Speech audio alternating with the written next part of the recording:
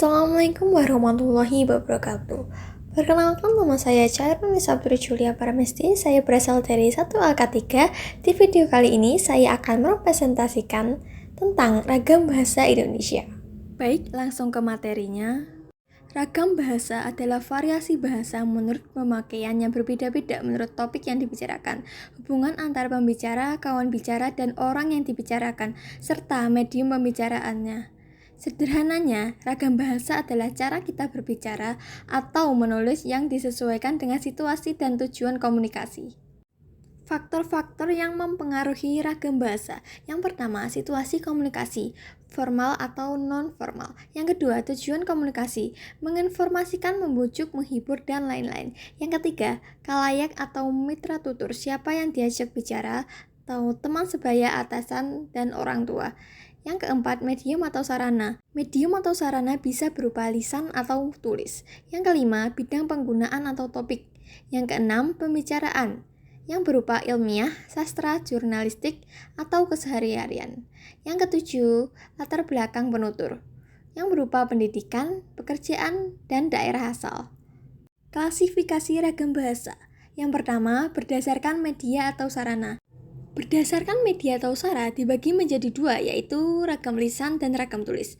Ragam lisan sendiri ragam bahasa yang dihasilkan melalui alat ucap atau organ of speech. Ciri-cirinya yang pertama membutuhkan kehadiran orang tua atau mitra tutur. Yang kedua, unsur gramatikal tidak selalu jelas, terkadang disingkat. Yang ketiga, terikat pada ruang dan waktu. Yang keempat, dibantu oleh intonasi, gerak-gerik, dan mimik muka. Dan yang terakhir, kesalahan dapat langsung diperbaiki. Contoh dari ragam lisan berupa percakapan sehari-hari, pidato, diskusi, siaran radio, atau televisi.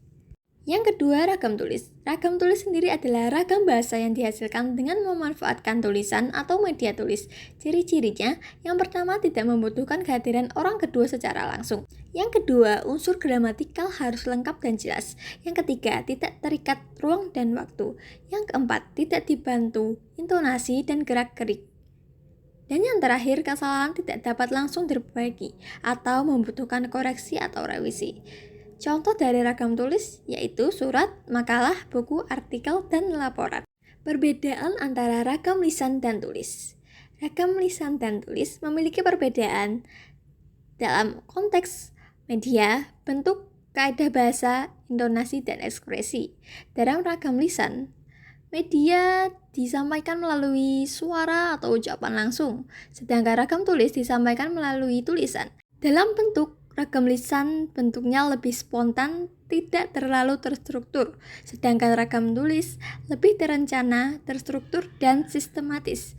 Dalam kaidah bahasa, ragam lisan mempunyai kaidah bahasa tidak selalu mengikuti kaidah bahasa baku, sedangkan ragam tulis wajib mengikuti kaidah ejaan dan tanda baca. Dan perbedaan yang terakhir adalah intonasi dan ekspresi. Ragam lisan memiliki intonasi dan ekspresi yang mengandalkan nada suara, intonasi, dan gestur, sedangkan ragam tulis tidak ada bantuan ekspresi atau suara langsung. Klasifikasi ragam bahasa yang kedua yaitu berdasarkan cara pandang penutur atau situasi. Cara pandang penutur atau situasi terbagi menjadi tiga, yaitu ragam formal atau baku, yang kedua ragam non-formal atau tidak baku, dan yang ketiga ragam semi-formal.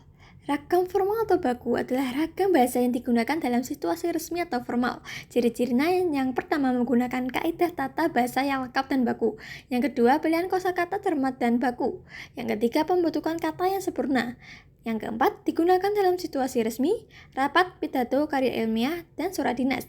Dan yang terakhir, menggunakan ejaan yang disempurnakan EYD atau PUBI secara konsisten.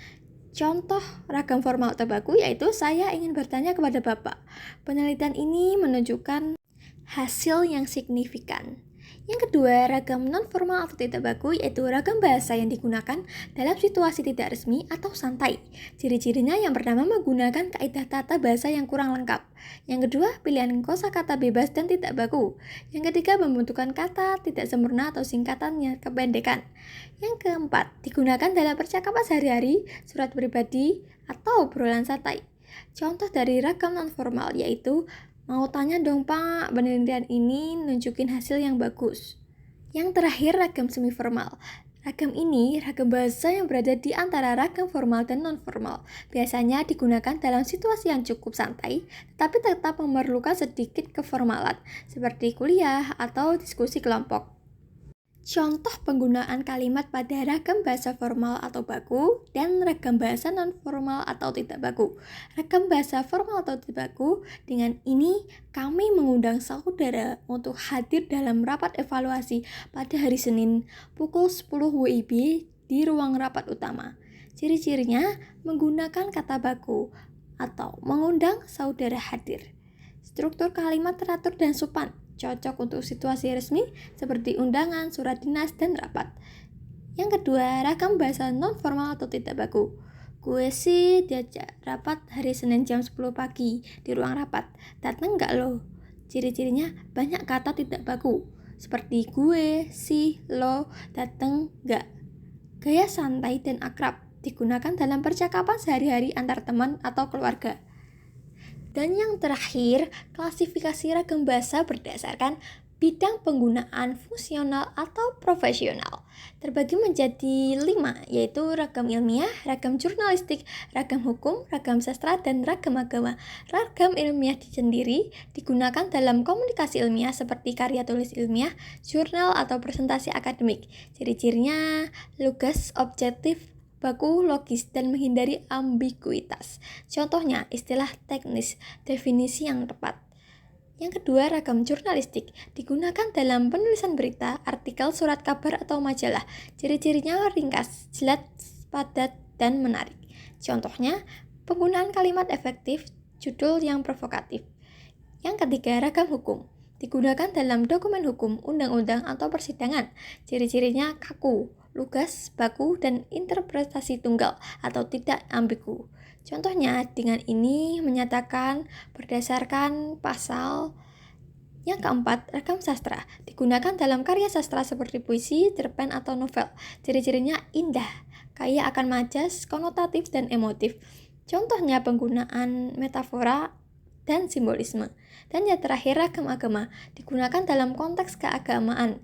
Ciri-cirinya sering menggunakan kosakata khusus atau arkais. Contoh singkat dari ragam bahasa berdasarkan fungsional yaitu yang pertama, ragam ilmiah. Hasil analisis menunjukkan bahwa penggunaan pupuk organik meningkatkan produktivitas tanaman sebesar 25%. Yang kedua, ragam sastra. Di bawah cahaya rembulan, ia menari di antara bayang-bayang rindu yang tak kunjung reda. Yang ketiga, ragam hukum. Setiap warga negara memiliki kedudukan yang sama di hadapan hukum dan pemerintah. Yang keempat, ragam jurnalistik. Gempa bermagnitudo 6,2 mengguncang wilayah Sumatera Barat pada pukul 03.45 WIB. Tidak ada laporan korban jiwa. Dan yang terakhir, ragam agama. Sesungguhnya Allah Maha Pengampun lagi Maha Penyayang bagi hamba-hambanya yang bertaubat. Sekian presentasi dari saya. Mohon maaf apabila ada kesalahan dan wassalamualaikum warahmatullahi wabarakatuh.